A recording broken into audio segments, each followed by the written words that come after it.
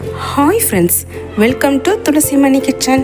இன்றைக்கி வீடியோவில் டேஸ்டியான சட்னி ரெசிபி பார்க்கலாம்.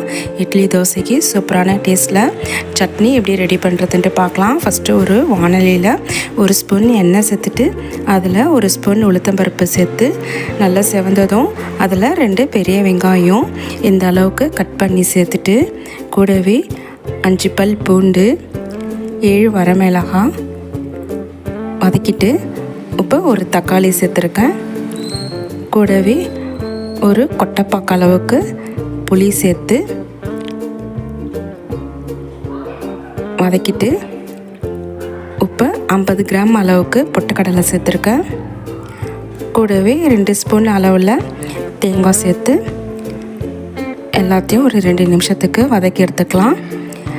நான் சேர்த்துருக்கிற பொருள்லாம் பார்த்திங்கன்னா ஒரு 2 பேர்லேருந்து 3 பேர் வரைக்கும் தாராளமாக சாப்பிட்லாம் சட்னி.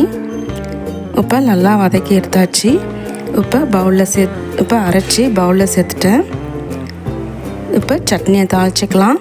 ஒரு ஸ்பூன் எண்ணெய் சேர்த்துட்டு அதில் கடுகு, உளுத்தம்பருப்பு, பெருங்காயம், கருவேப்பிலெல்லாம் போட்டு தாளித்து சட்னியில் சேர்த்துக்கிறேன்.